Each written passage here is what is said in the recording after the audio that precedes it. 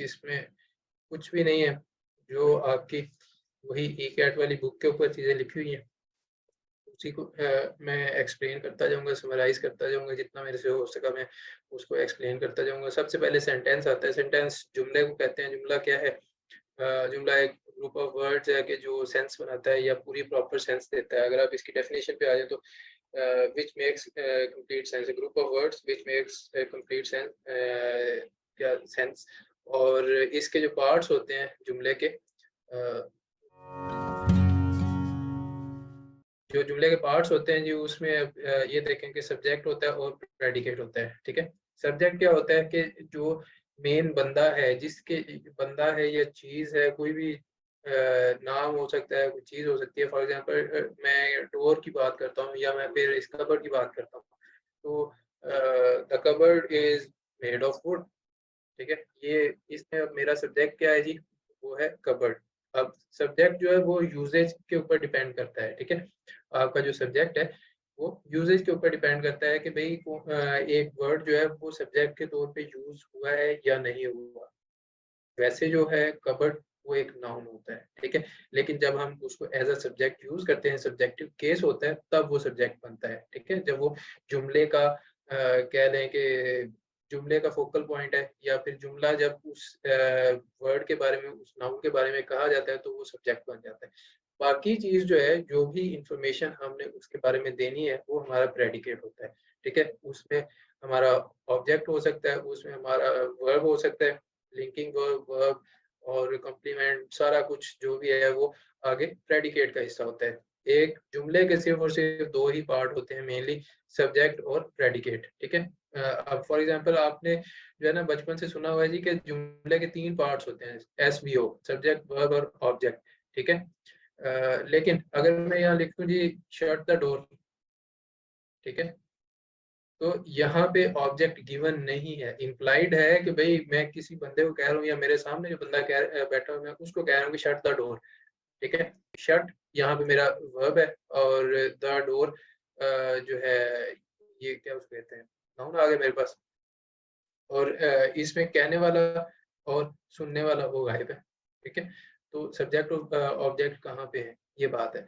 सो सारी चीज़ों में इस तरह की एसवीओ वाली कंस्ट्रक्शन नहीं बनती आपकी, इसलिए आपने इसको ज़रा ज़हन से दूर रखना है। आप सब्जेक्ट और प्रेडिकेट की फॉर्म में ही अब से ज़रा सोचना और समझना शुरू करेंगे, ठीक हो गया। एक तो ये चीज़ होगी। अब आगे चल रहे हैं थोड़ा सा। जी, सेंटेंस हो गया हमारे पास, ग्रुप ऑफ वर्ड्स जो कि एक कंप्लीट सेंस बनाता है। उसके बाद है जी उसकी टाइप्स कौन कौन सी हैं।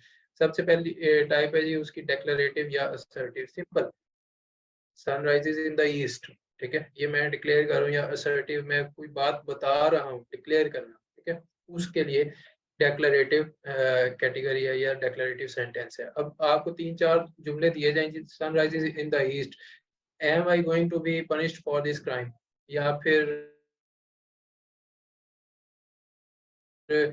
यूफ्लेमेटरी, या फिर ऑप्टेटिव वगैरह जो है मेरे, यू लिव लॉन्ग वगैरह। तो उसमें से अगर वो आपको कहे भाई कि इसमें से डेक्लरेटिव या फिर असर्टिव सेंटेंस कौन सा है, तो आप क्या कौन सा चूज करेंगे। जी, एम ने हैंड रेज किया है जी, जी बोलिए। सर, ये ऐसे भी हो सकता है ना, डिक्लेरेटिव में हम फुल स्टॉप यूज करते हैं क्योंकि वो it tells us something. In interrogative में क्वेश्चन मार्क है because we are asking something. And imperative में एक्सक्लेमेटिव मार्क यूज होता है, like stop, close the door. And exclamation में एक्सक्लेमेटिव मार्क यूज हो जाता है। फिर इम्पेरेटिव और एक्सक्लेमेटरी में कैसे फर्क करेंगे। सर इम्पेरेटिव तो वो होगा ना, वो कमांड कर रहा है हमें, स्टॉप, एक्सक्लेमेटिव मार्क दिया, देन आगे फर्दर बोला close the door. And exclamation में व्हाट अ फनी स्टोरी, तो हमने जी, एक्सक्लेमेशन या इस तरह, तो हम इन पंक्चुएशन से भी इसको इजीली याद कर सकते हैं। सिचुएशन से भी आप इसको इजीली याद कर सकते हैं कि उसमें पंक्चुएशन किस तरह की यूज हुई है। लेकिन जो मेन चीज है उस जुमले का फंक्शन क्या है, आपने खुद ही बता दिया भाई कि इसमें हम किसी को हुक्म दे रहे हैं या बता रहे हैं, इम्पेरेटिव है वो, ठीक है। किसी और में आप अपने आप को एक्सप्रेस कर रहे हैं, एक्सक्लेम कर रहे हैं, तो वो एक्सक्लेमेटरी है, ठीक है। तो अगेन वो बात वापस उधर ही फंक्शन पे आ जाती है भाई, उस जुमले की जिस्ट क्या है, उस जुमले को अगर आप थोड़ा सा बर्ड आई व्यू लें तो आपको क्या नजर आता है कि ये क्या है, आया कि ये स्टेटमेंट है, ये कोई चीज सिंपल डिक्लेयर कर रहा है, या फिर ये कोई चीज पूछ रहा है, या फिर ये किसी को हुक्म दे रहे हैं आप, या कोई और आपको हुक्म दे रहा है, या फिर आप कुछ कोई चीज अपनी एक्सक्लेम कर रहे हैं, अपनी फीलिंग एक्सक्लेम कर रहे हैं, ठीक है। और एक्सक्लेमेटरी के अंदर ही एक टाइप आ जाती है ऑब्जेक्टिव भी। पहला जो है उसकी समझ आ गई हमें, ठीक है। इसमें सिंपल स्टेटमेंट होती है, हम स्टेटमेंट्स की एग्जांपल है, आई गो टू कॉलेज डेली और they do not work hard. अब ये सारी आपकी वो ई कैट की ग्रामर है जो कि मेरे पास साइड पे पड़ी हुई है, आई खैर उधर ब्लर में नहीं आएगा, तो उससे मैं आपको साथ साथ एग्जांपल देता जाऊंगा, जितना मेरे से हो सकता है मैं एक्सप्लेन करता जाऊंगा। आई होप के चीजें साथ साथ क्लियर होती जाएंगी। इंट्रोगेटिव क्या होता है? इंट्रोगेटिव इंटेरोगेट करना, इंटेरोगेशन होती है किसी को जो है ना सवालों जवाब करना, ठीक है। तो इंट्रोगेटिव कौन सा जुमला है जिसमें जनाब सवाल हो रहा है, जिसमें सवालिया निशान आपके पास आता है, वो इंट्रोगेटिव होता है आपके पास, ठीक है जी। ये क्वेश्चन मार्क होता है, ये जो है एक्सक्लेमेशन मार्क जो है उल्टा आई जो है बना होता है, वो एक्सक्लेमेशन मार्क कहते हैं। इम्पेरेटिव जो है उसके एंड पे जरूरी नहीं है कि एक्सक्लेमेशन मार्क आए, जो फॉर एग्जांपल लाइट वेट या फिर जो लोअर इंटेंसिटी के आपके ऑर्डर्स हैं वो एक्सक्लेमेशन मार्क के साथ नहीं लिखे जाते, ठीक है। उनको आप सिंपली कह देते हैं शट द डोर, बस। अब मैं इसके अंदर अगर मेरा मतलब ये हो कि शट द डोर, फिर मैं उसके एंड पे एक्सक्लेमेशन मार्क लगाऊं क्योंकि वो इंटेंसिव है।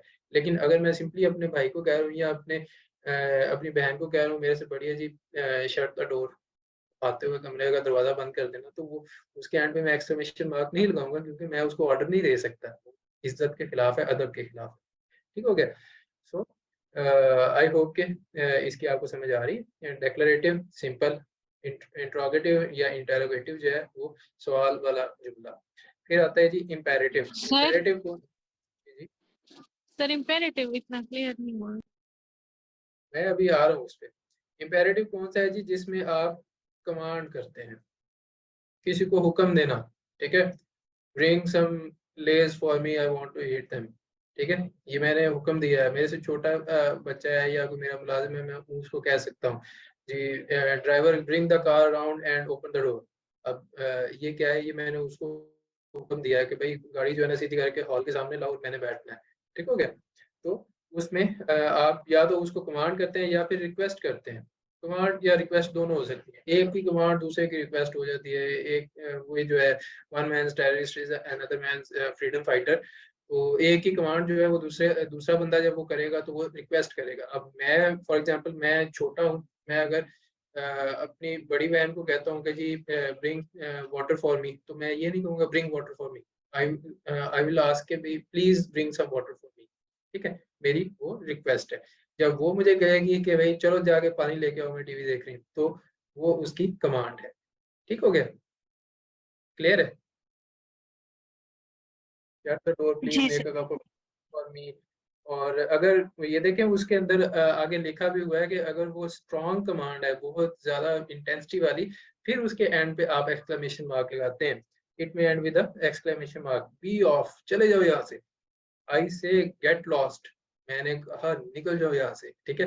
तो इस तरह के जुमले हमें उसमें ड्रामों में तो देखने को मिलते हैं। तो उनको अगर आपने इंग्लिश में लिखना हो, आपको कोई फ्रीलांसिंग का काम मिला हुआ है उसको ट्रांसलेट करने का, तो फिर आप स्ट्रॉन्ग कमांड्स के लिए, स्ट्रॉन्ग कमांड्स जिनमें आप अपनी जो है ना सुपीरियर पोजीशन को जाहिर करते हैं या फिर अपना गुस्सा वगैरह दिखाते हैं, उसके लिए आप एंड पे एक्सक्लेमेशन मार्क यूज करते हैं। ठीक हो गया। आगे आते हैं जी के एक्सक्लेमेटरी सेंटेंसेस कौन से होते हैं जी? जिनमें आप इमोशन या फिर एक्साइटमेंट जाहिर करते हैं, ठीक है।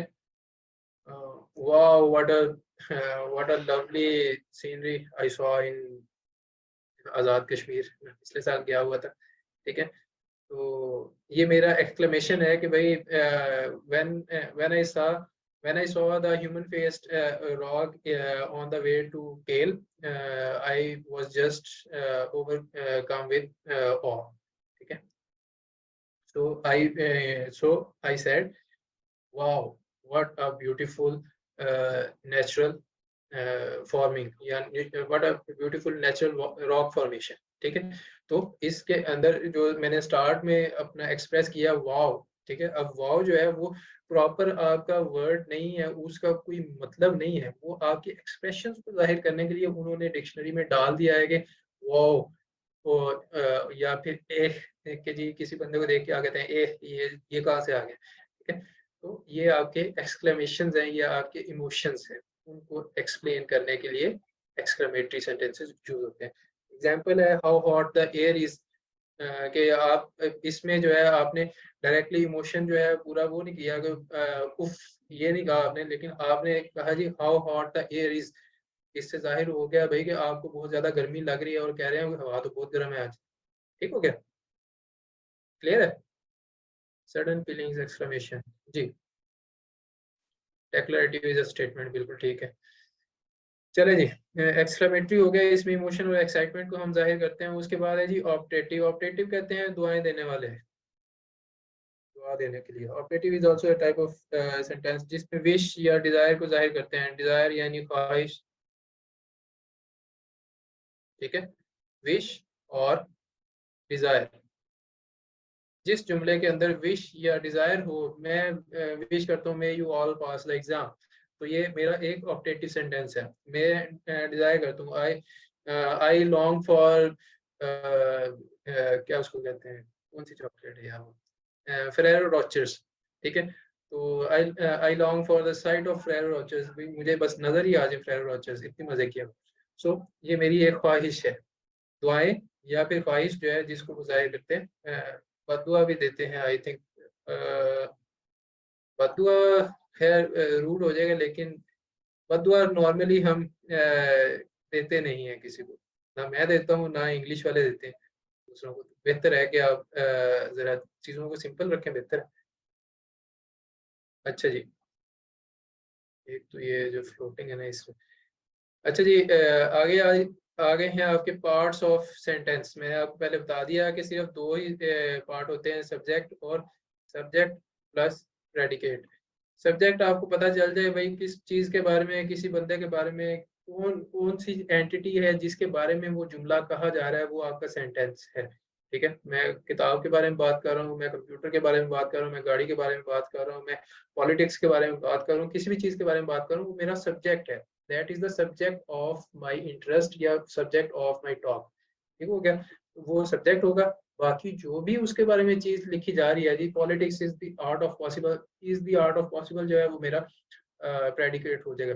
Politics is a filthy game, भाई बहुत बुरा खेल है, इसमें ना पढ़ो, वो आपका प्रेडिकेट है। ठीक है ओके, उसमें ऑब्जेक्ट का आना ना आना लाजमी नहीं है, लेकिन हम उसको उसके अंदर वर्ब और ऑब्जेक्ट लिंकिंग वर्ब्स वगैरह इस तरह की चीजें हो सकती हैं। समटाइम्स वर्ब नहीं होता, वर्ब वर्ब तो खैर होगा, लेकिन जो ऑब्जेक्ट है वो अक्सर मिसिंग भी हो सकता है। ठीक है जी, ऑब्जेक्ट जिसके ऊपर अगर कोई एक्शन हो रहा है, ठीक है, I threw a ball to him, मैंने उसकी तरफ बॉल फेंकी, तो सब्जेक्ट मैं हूँ जिसके बारे में बात हो रही है भाई कि मैंने फेंकी है। किसकी तरफ, जो रिसीव कर रहा है उस एक्शन को, वो कौन है जी, वो हमारा ऑब्जेक्ट होगा जो कि उस साइड पे खड़ा है। उसके बारे में मैंने कहा जी कि I threw a ball to him. ठीक है, साथ साथ चैट के मैसेजेस जो है ना, नहीं सर इस सेंटेंसेस की बात कर रहा हूँ सर। कॉम्प्लेक्स कंपाउंड सेंटेंस, ये भी कॉम्प्लेक्स कंपाउंड जो है वो हमारा जो तीसरा लेक्चर होगा इसी ग्रामर के बारे में, हम उसमें डिस्कस करेंगे, उसके अंदर वो इंक्लूडेड है।